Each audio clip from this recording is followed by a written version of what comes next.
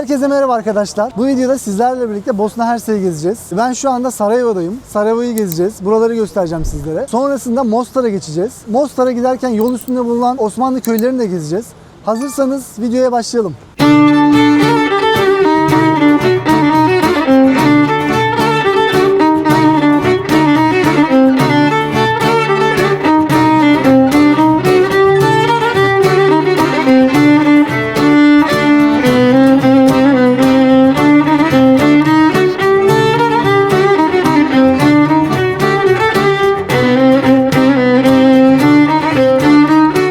Başlamadan önce bir kahvaltı yapacağım. Buranın biliyorsunuz Boşnakların böreği çok meşhur. Burada meşhur bir yer var. Şimdi orada börek yiyip sonrasında geziye başlayacağız.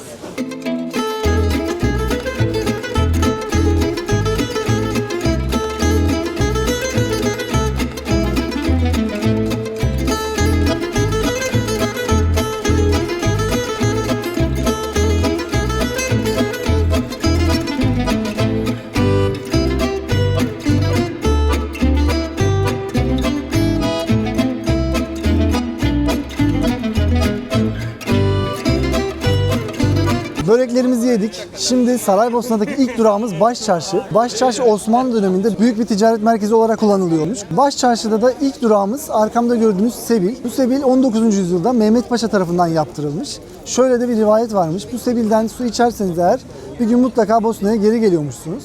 Şimdi biz de Sebil'den suyumuzu içelim. Bakalım Bosna'ya geri gelecek miyiz?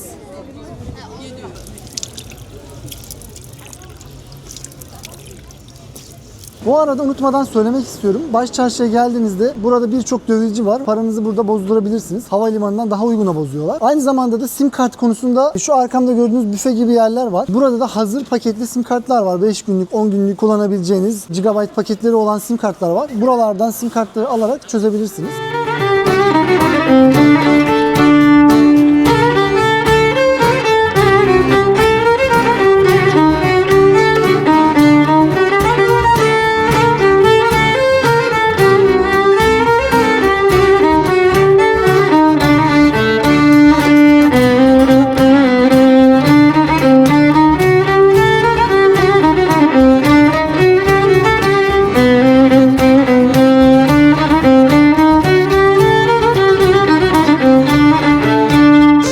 Başçarşı'daki bir sonraki durağımız Gazi Hüsrev Bey Camisi. Burası Osmanlı döneminde Gazi Hüsrev Bey tarafından Mimar Sinan'a yaptırılıyor. Zaten caminin önüne geldiğinde Mimar Sinan'ın eseri olduğunu anlayabiliyorsunuz. Yani Mimar Sinan'ın İstanbul'da yaptığı camilerden esintiler var zaten burada. Mesela en basiti şöyle bir şey göstereceğim sizlere.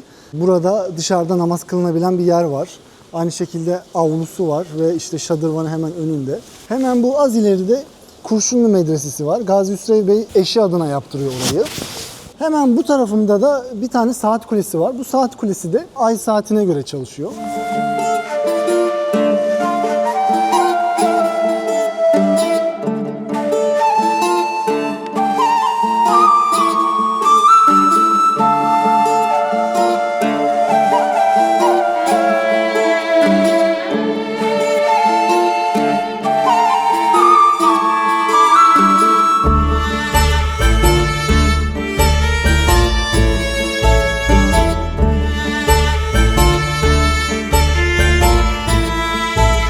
Gazi Hüsrev Bey Camisi'nden çıktıktan sonra az ileride hemen burada Taşlıhan Bezistan var. Burası 16. yüzyılda yine Gazi Hüsrev Bey tarafından yaptırılmış. Döneminde kervansaray, han, ticaret merkezi olarak kullanılmış. Şu anda hediyelik eşya satışları olan dükkanlar var. Şimdi içeri geçelim.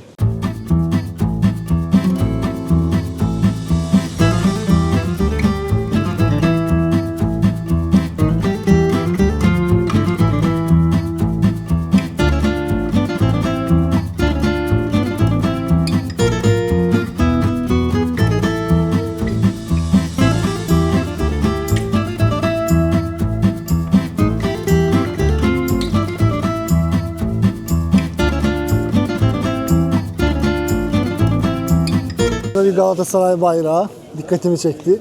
Adam yukarıya da Galatasaray yazmış. Şimdi Başçarşı'da yürürken hemen arkamdaki Ferhadiye Camisi'ni gördüm. Buraya da bir uğradım. Ama cami kapalı olduğu için içine girilmiyor. Buralarda olursanız bu camiyi de görebilirsiniz.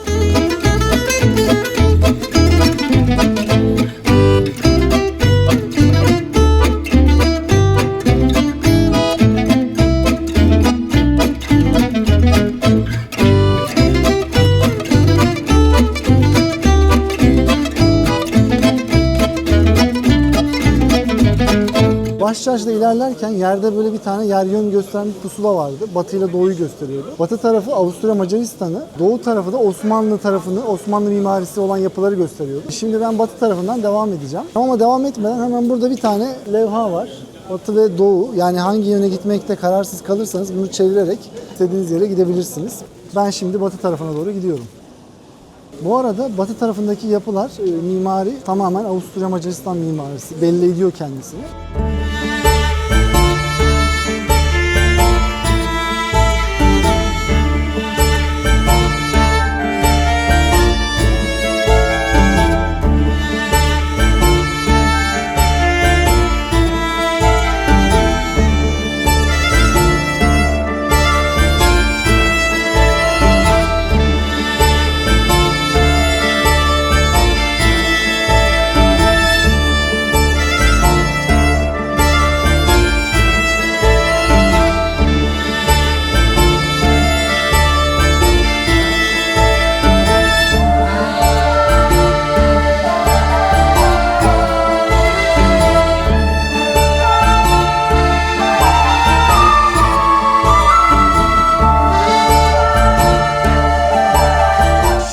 İsa'nın Kalbi Katedrali'nin önüne geldim. Burası 19. yüzyılda Macaristanlı bir mimar tarafından gotik tarzda yapılmış bir yapı. Gelin şimdi içerisine bir bakalım. Burada hemen katedralin önünde de bir tane papa heykeli var. Bu da döneminde papa burayı ziyaret ediyor ve buraya bir yardımda bulunuyor. O yüzden onu onurlandırmak adına buraya heykelini yapıyorlar.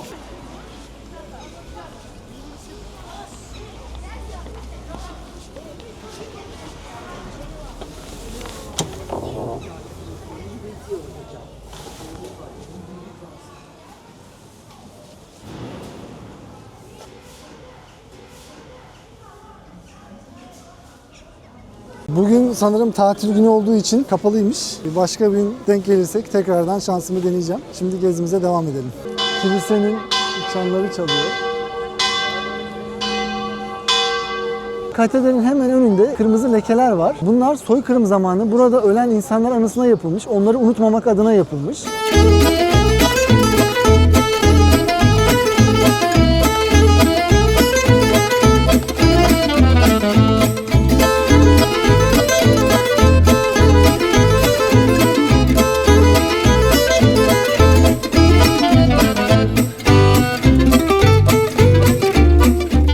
Hemen karşıma şöyle bir yapı çıktı. Size onu göstermek istiyorum. Bu yapı dışarıdan görünüşü sanki bir tiyatro, bir opera salonu gibi görünüyor. Ama içerisi bir market. İçerisinde şarküteri ürünleri, kuru et, kahvaltılık ürünler vesaire satılıyormuş. Ben şimdi size içini göstereyim.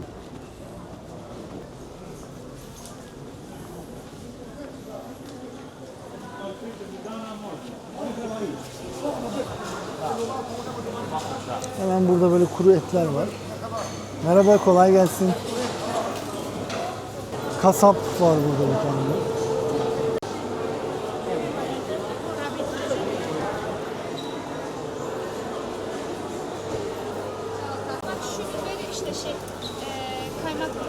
Şöyle bir isli peynirin tadına bakacağız.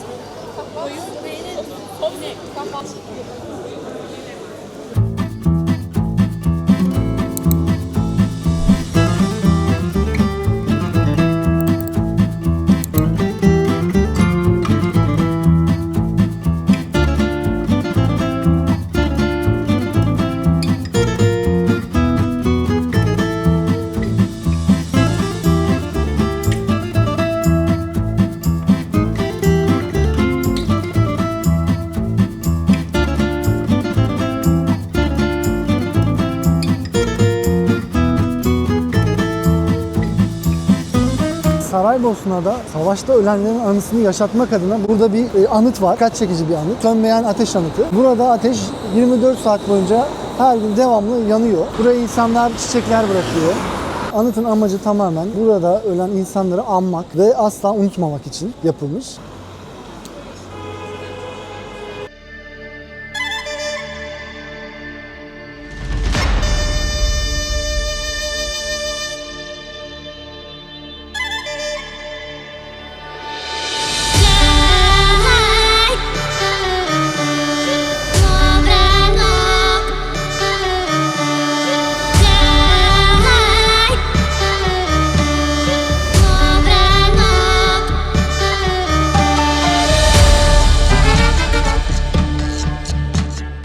Bosna Savaşı'nda ölenler adına yapılmış bir şehitliğe geldim. Burada Aliye İzzet Begoviç'in de mezarı bulunuyor. Bosna'ya geldiğiniz zaman mutlaka buraya uğramanızı tavsiye ederim. Savaşın ne kadar can aldığını burada görebilirsiniz.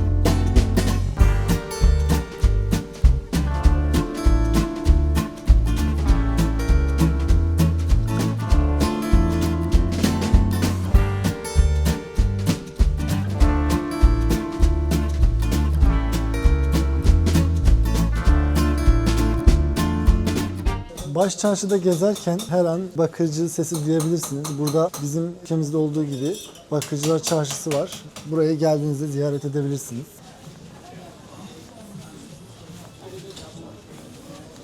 Şimdi akşam yemeği için buraya özgü bir köfteleri varmış. Pide içinde servis edilen. Adı da Cevabı diye. Onu yemek için meşhur bir yer var. Oraya geçiyorum.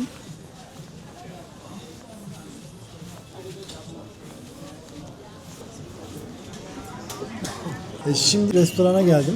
Adı Zelco Restoran. Bayağı meşhur bir yer burada. 3 tane şubeleri var hatta. Bosna'nın meşhur olan bir köftesi var. Pide içerisinde böyle kaymaklı bir köfte. Onu yiyeceğim şimdi. Şöyle size de göstereyim.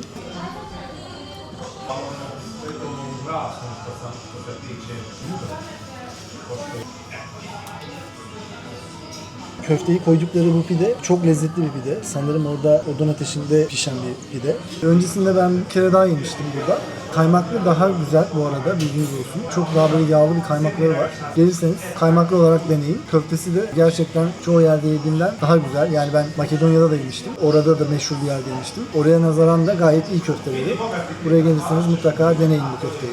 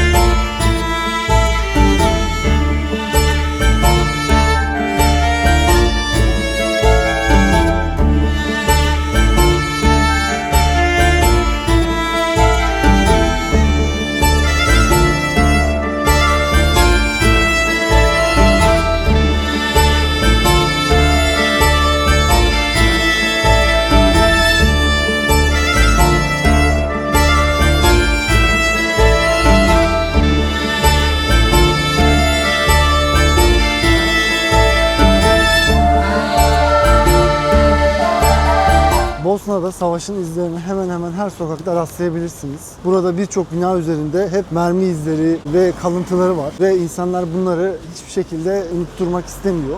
Bu yüzden de hiçbir şekilde bunları kapatmıyorlar. Şimdi Latin Köprüsü'ne geldik. Latin Köprüsü Milaşka Nehri üzerinde bulunuyor. 16. yüzyılda Osmanlı tarafından yapılmış bir köprü.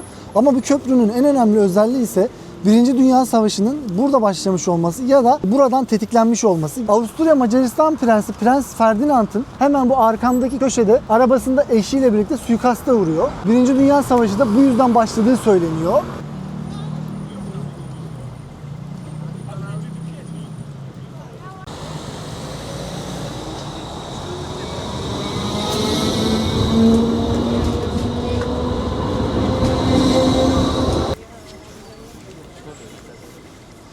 Burada Prens Ferdinand'ın suikasta uğradığı aracı bulunuyor. Aynı zamanda da suikastçının burada suikastı gerçekleştirdiği yere böyle bir ayak izi koymuşlar. Ve aynı zamanda da Prens Ferdinand anısına böyle bir müze yapılmış burada.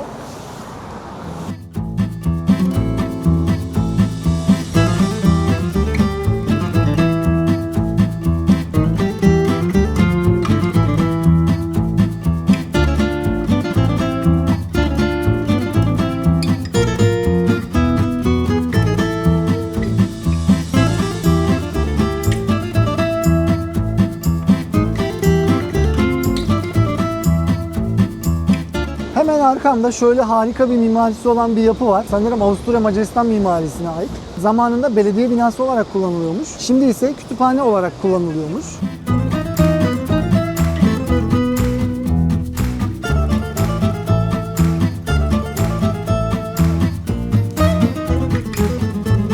Hemen arkamda bulunan şu evin ilginç bir hikayesi var. Sizlere onu anlatmak istiyorum. Normalde bu ev nehrin tam karşısındaymış, şu taraftaymış.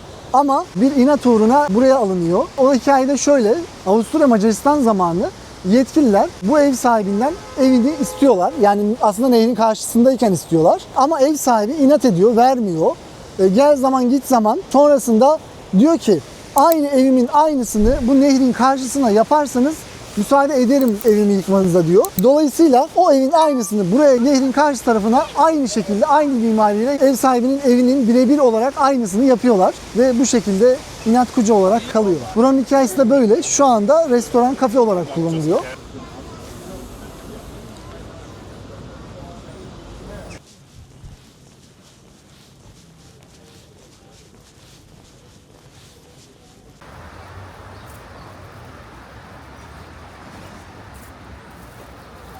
Saraybosna gezimiz bitti. Sadece Umut Tüneli kaldı. Onu da en son güne sakladım. Şehir merkezinden hem biraz uzaktı. Şimdi Mostar'a geçeceğiz. Ama Mostar'a giderken yolda birkaç tane Osmanlı köyü var. Sizlere onları da göstereceğim.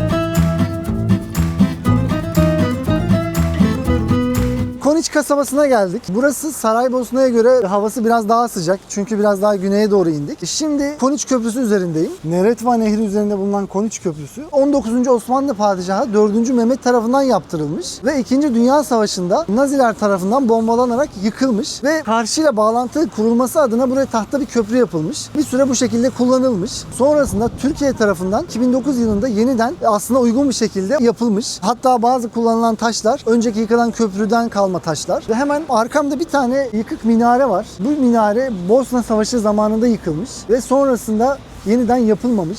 Yine Saraybosna'da da anlattığım gibi burada yaşanan savaşın unutulmaması adına yeniden yapılmamış bu minare.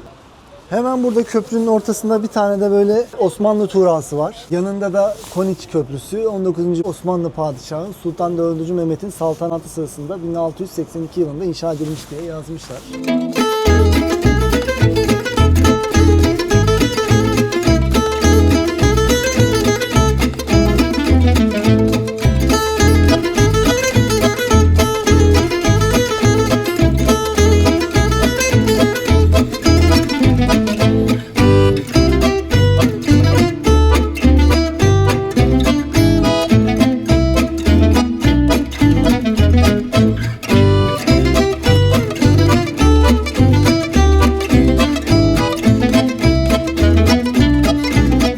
Mostar'a geldik. Evimize yerleştikten sonra şimdi bu ara sokaklardan Mostar Köprüsü'ne doğru böyle keşfede gideceğim. Ama burada hava sıcaklığı Saraybosna'ya göre oldukça sıcak. Hatta montsuz bile şu an gezebilirim. Burada da savaşın izlerini her tarafta görebilirsiniz. Hemen bu yan tarafında bir bina var. Yine burası da aynı şekilde hep kurşun izleriyle duruyor.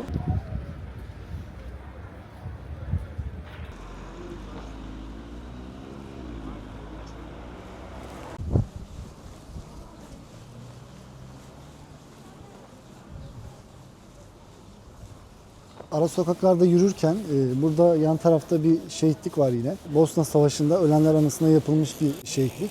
Aynı zamanda anıt da bulunuyor.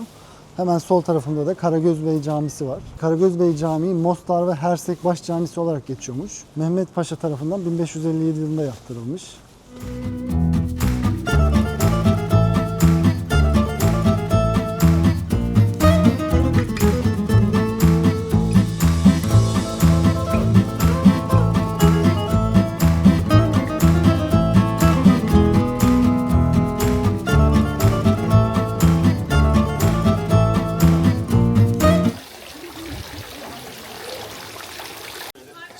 Koski Mehmet Paşa Camisi'nin oraya geldik. Burası Osmanlı zamanında 1618 yılında Koski Mehmet Paşa tarafından yaptırılmış. Bosna Savaşı'nda yine aynı şekilde minaresi yıkılmış, cami hasar görmüş ve Türkiye yine ünün onarımını, bakımını üstlenmiş ve ibadete açılmasına destek olmuş. Bu arada girişleri de 10 km yani 250 TL. Bu da bir not.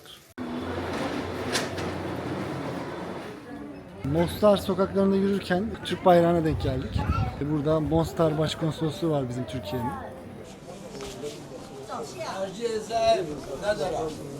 Mostar Köprüsü'ne giderken burada böyle yolda sağlı solda böyle hediyelik eşya satan yerler var. Buralardan böyle alışveriş yapabilirsiniz.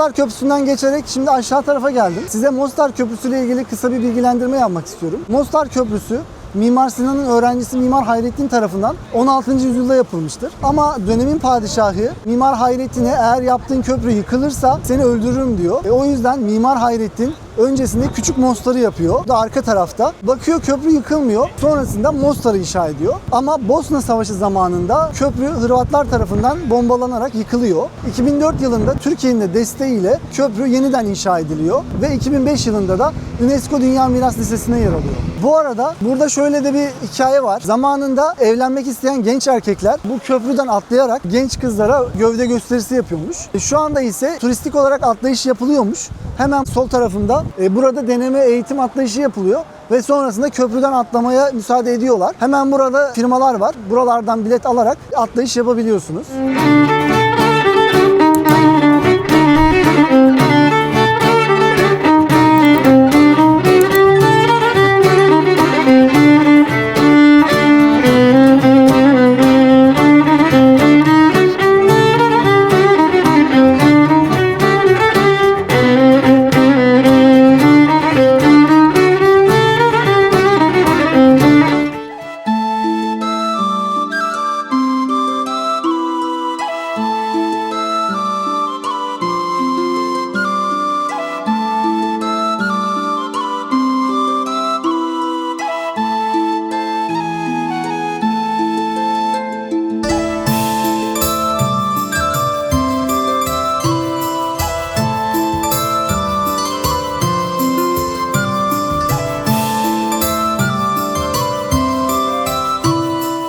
Poçtal kasabasına geldim. Şimdi Poçtal Kalesi'ndeyim. Poçtal Kalesi 1382 yılında dönemin Bosna Kralı tarafından yaptırılmış ve 16. yüzyılda da Osmanlı ele geçirmiş. Kale stratejik olarak çok önemli bir noktada aslında. Hemen bu arkamda gördüğünüz nehir Adriyatik'e bağlandığı için oradan gelebilecek tehlikeleri önlemek adına yapılmış aslında burası. Burada hemen aşağıda döneminden kalma taş evler var. Yani tek kale yok aslında. Burada küçük bir kasaba ve yerleşim yeri var. Osmanlı zamanında cami, hamam ve kervansaray yapılmış. Şimdi sizlere bu kasabayı göstereceğim biraz.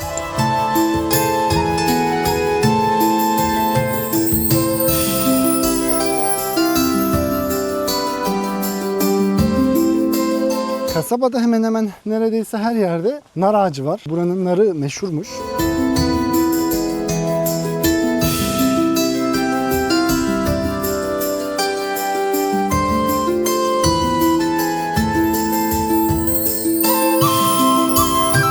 Kasabanın tamamında yerler hep taştan, taş döşemesi.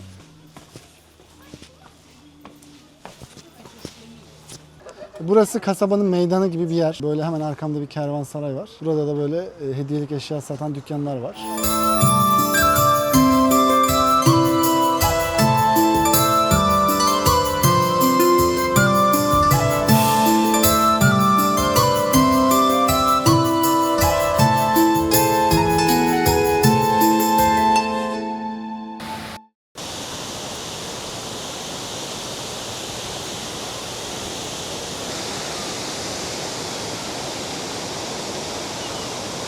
Şimdi Kravitsa şelalelerine geldim. Burası Bosna'nın en büyük şelalelerinden birisi. Girişi 20 km yani 500 TL yapıyor. Kravitsa şelaleleri Bosna'nın en güneyinde yer alıyor. Dolayısıyla Saraybosna'ya göre burada hava sıcaklığı oldukça artmış durumda. Ben şimdi biraz manzaranın tadını çıkarmaya gidiyorum. Sizlere de bu eşsiz doğa güzelliğiyle baş başa bırakıyorum.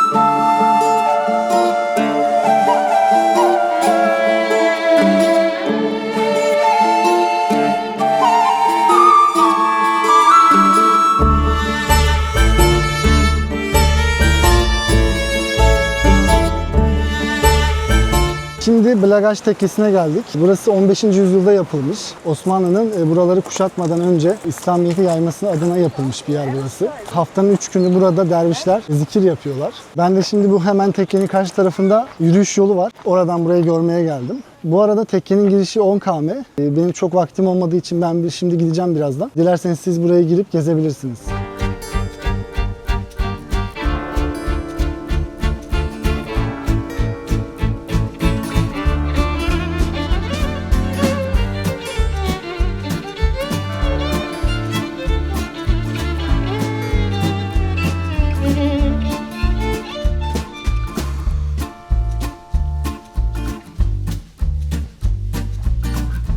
Dün akşam Saraybosna'ya geldim tekrardan. Uçağım buradan kalkıyor o yüzden. Aynı zamanda da Umut Tüneli'ne gideceğim zaten. Şimdi sabah bir börek yiyip sonrasında Umut Tüneli'ne geçeceğim.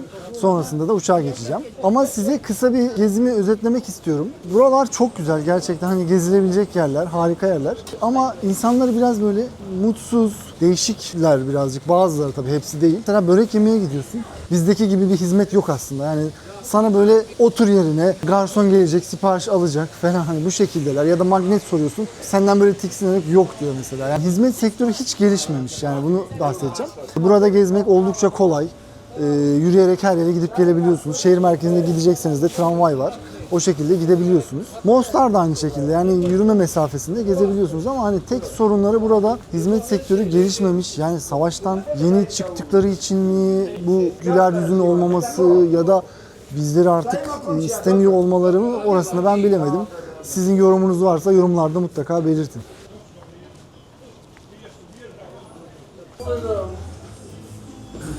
Abi tekrardan kolay gelsin. Hoş geldin be abi ya. Sana be. Böreklerini senin daha çok beğendik. Abi. Bir de senin güler yüzüne geldik tekrardan. En güzel börek dünyada abi. Nagradio. Hadi buyurun abi. Kıyma, peynir, ıspanak. Her şey var abi diyorsun. Hepsi var. Ben bir porsiyon peynirli börek alacağım. Tamam. Sana da peynir vereceğim be abi.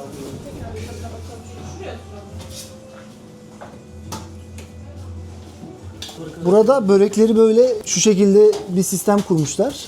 Üstüne ve altına odun koyuyorlar. O şekilde pişiriyorlar. Burada abimiz. Kolay gelsin. Hadi afiyet olsun. Şimdi böreğimi yedim, çıktım. Bu arada 2 tane böyle saç börekçi var. Geldiğinizde mutlaka buraya gelin. Şöyle göstereyim dışarısında size. Diğerini de ben denedim. Diğerinde 0 güler yüz, 0 hizmet. Ama burada zaten videoda da göreceğiniz gibi arkadaş güler yüzlü, hizmette şey yapmıyor size. Çay da var aynı zamanda. Diğer tarafta çay da yok. Sipariş veriyorsunuz, geç geliyor. Burada sorun yok. Mutlaka geldiğinizde buraya gelmenizi tavsiye ederim.